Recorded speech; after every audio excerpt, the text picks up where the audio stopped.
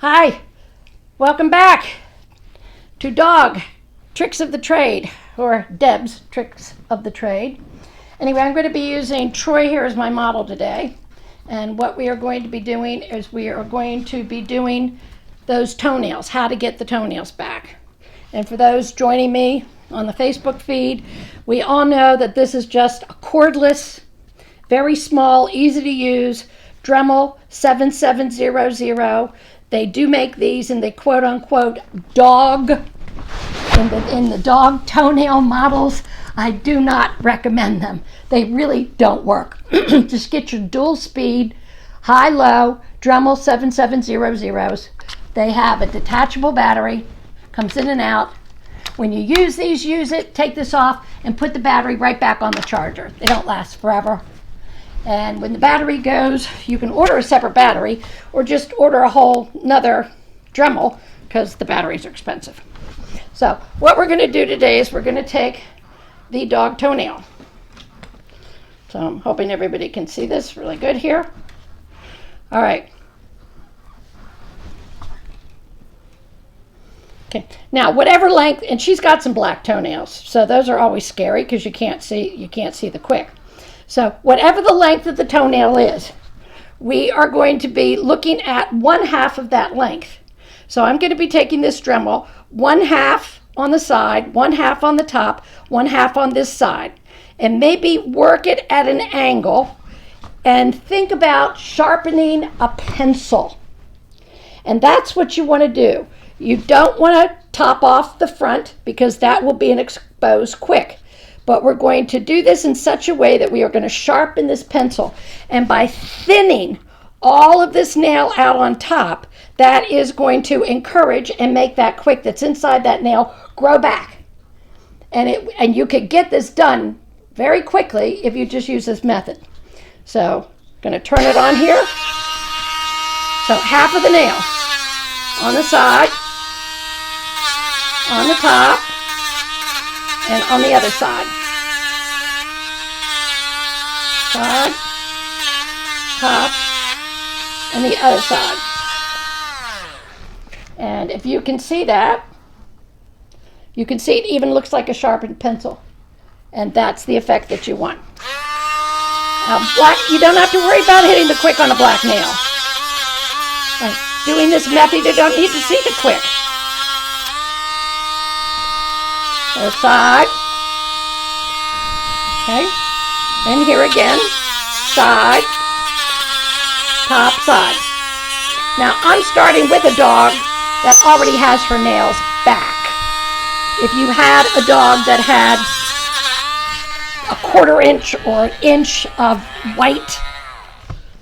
a white nail sticking out like you might get going into a pet grooming shop, then I would probably advise you to take your regular guillotine style nail clipper and get some of that off. You don't need to get too near the quick because you're going to be finishing off the nail in this process.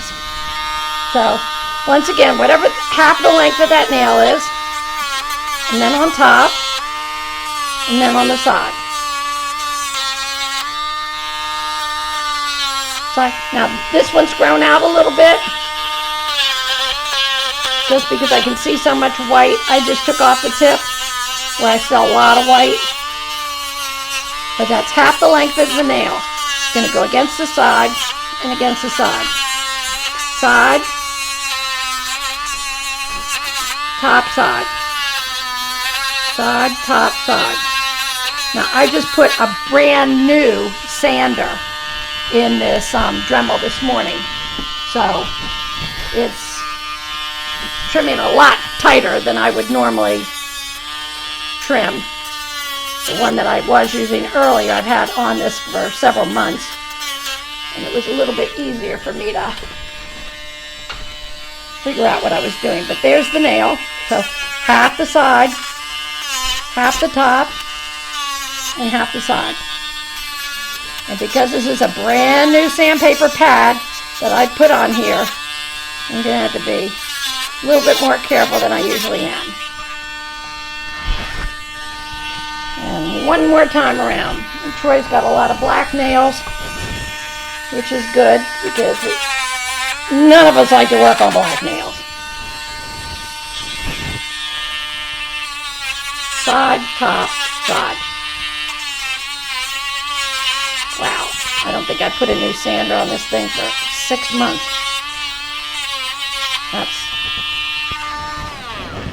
So, ideally what you want to be left with is a sharpened pencil. A sharpened pencil. Right. Here you can see it. There you can see it. Just a sharpened pencil. And by doing half of that nail, now you've exposed the quick underneath. It's not exposed, but the quick can feel the thinness of this, and it's going to recede. And I could probably work these toenails back up against this pad in just a few short weeks. It would not take long at all. Now, her nails are longer than Kira's that I showed you earlier this week, because I was showing Kira in March at our specialty, so I had worked her nails back. They really should be, your nail ideally should never touch the ground. So when a dog is walking, you should never, never, never have that nail touch the ground. Because obviously if it's touching the ground, it's going to be throwing the entire dog off balance and out of alignment. So if there's your nail, right? So here's my good old trustworthy Belgian comb. So you can see she's got her normal body weight. I can put that comb under there, and none of these nails are touching the ground, which is a good thing. For me, I'd probably like her nails a little bit shorter. I can certainly work on them, but again, even back here, none of these nails are touching the ground. And ideally, that's what every single breed of dog should be doing. So I just wanted to show you that trick because I did get back from Judith yesterday, and although Kira's nails were in very good shape, she said, you know what, if you started at half the length of that nail and went from side above to the side, you could work nails back 10 times quicker than what you've been doing. I went, wow, that's a good tip. So I thought I'd come in today and show all of you. So whatever the natural half length of that nail is, I'm going to go on low now because this thing is so high. Okay, so you do the side, the top, and the side. Half the length of that nail. Right. And because I have a brand new sander head on the top of this, it's going super well. So we can see here that just looks like a pencil being sharpened, and that would be ideal for this technique. And again, that is your Dremel 7700, and that is the best way to do the tips of the nail. The other thing that I always find very important, now I know at King Charles Spaniels for the dog show ring, you're not supposed to take any of the feathering out from the underside of the pad. I get it. You're going to have to know the different standards for every breed if you intend to show your dog. But for Springer Spaniels, which is I mostly talk about because that's what I train and groom and breed. So most of my audience is about the Springer. And for pets, any pet that's living at home, all of this really should come out. Again, I love cordless equipment around their nails and around their feet. All dogs hate their feet and their nails fooled with on some level. Some are really bad. You know, Troy's kind of okay. Kira doesn't care, right? But we all have that. I like cordless. It's just less to fool with. And we all know that the wahs adjust. And they literally go from a 30 blade down to a 9 blade and anything in between. So I just like that, having that flexibility in one clipper. Actually, I can do an entire pet trim with this if you don't mind the backs being super short. But I'm going to opt to do the 30 blade, the closest one. And what I'm going to do, and again, I call this the frog. I'm going to move this camera over here. For all of you that might have horses out there, when you pick up a horse's hoof, this area in here is called the frog. So that's what I like to do. and I simply go in and come out one time. That's it. Now I'm going to turn this around, and I'm going to go in and come out. That's it. That's it. That's all I'm going to do.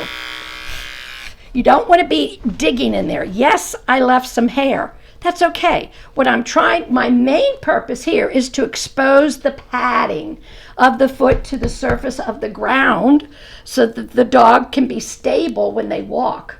Right? I'm not trying to win an award at Barclay's Groom Olympics and have every single hair taken off the dog. No, this is just a practical thing. You want to expose all the padding on this foot, and because Springer Spaniels have webbed feet, they swim, I would never use the clipper inside of a webbed foot. Just don't do it. So while the foot is up here, you can just go ahead like this with just a regular pair of scissors. Don't go hunting in there. Don't go pushing down in there. Just take off what you see on the surface. That's it. Because you start going in there, and right there's that big webbed foot. Right there's that big webbed foot. This whole foot expands when they're in the water carrying a heavy 22-pound goose, right? And becomes a paddle for these dogs. That's what these dogs do. So that's it. That's all you want to do there. And then once again for the back foot. Right? So there's your frog. So you just go in, and I'm not digging in. Last thing you want to do is hurt the dog. A 30 blade can definitely hurt a dog if you dig too much or get too close to the surface.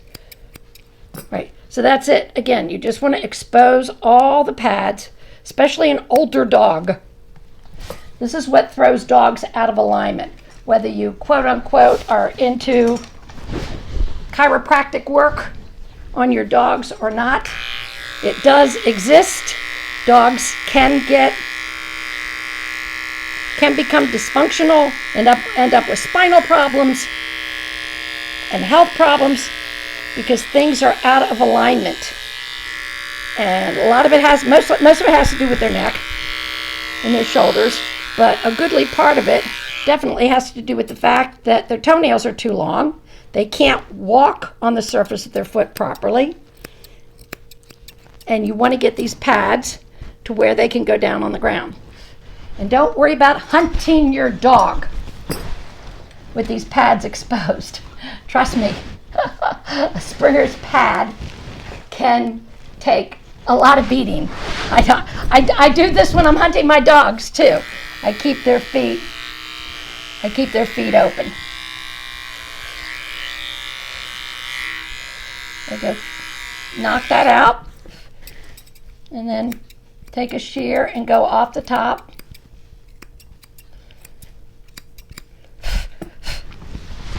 All right. So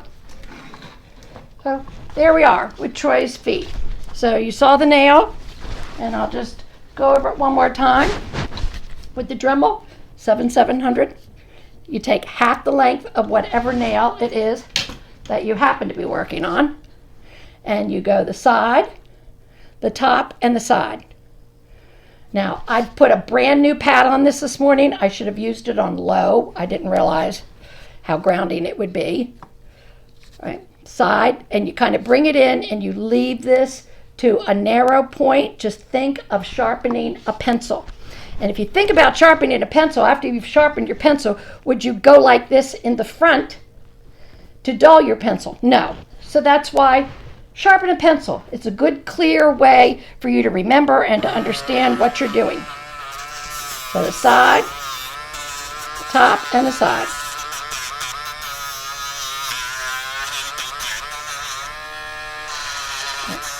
You can see she's not reacting at all. If you always work on your dog's nails this way, you're never going to get a dog that's frightened or upset or out of sorts about you working on the nails. Oh, there we go. There's a good example of that pencil finish. The perfect pencil finish, ladies. That's what you want to get from your salon. So that's going to be it for today. I just wanted to go over even yet a better way of doing toenails and how to work those toenails back and back and back, and what your goal is for a house pet. Your goal would certainly be to keep that nail in such a way that that nail never touches the ground. On a show dog, Troy's got too much nail showing. I can't trim her feet to look really, really pretty for the show ring. I mean, the judge is going to come up and just see that big ugly nail sticking out. So if I was showing her, of course, I want those nails further back. And that's just a cosmetic beauty thing. But for all practical purposes, no matter what kind of dog you have, you want to make sure that when they have the natural weight of the dog fully on the foot, that nail, you can never hear that nail go rap, rap, rap, tap, tap, tap on the floor. We've all heard it. And if you've heard it, shame on you, shame on me. You should never be able to hear the tap, tap, tap of those nails on the floor. And if you do, it's time to go to your drawer, get out your Dremel, and start working these nails back. I have one of these down here at the shop, and I have one up at my house. It's not a big deal. I just keep the batteries on chargers, and boom. I try not to let the dogs see me put it together, because the next thing I know, they're all running outside, and then I have to go chase them in the yard and bring them back in. But if I very quietly in my bedroom put this thing together and sneak it into my pocket or behind my back and walk up to them while they're laying on the couch, because of course I'm not, right, and then pull it out, okay. And I usually do Troy first because she's the first one to run. Kira really doesn't care. So that's pretty good. And that's pretty good for today. So I'm going to say bye. And that's how to get those nails shorter. And like I always say, at this point in the day, the coffee has definitely worn off and the wine hasn't kicked in yet. So go have a glass of wine for me, because I've got several more dogs to groom. And have a good day. Bye-bye. Bye-bye, everybody. Go have a glass of wine for me, because I'm not done working yet today. Bye.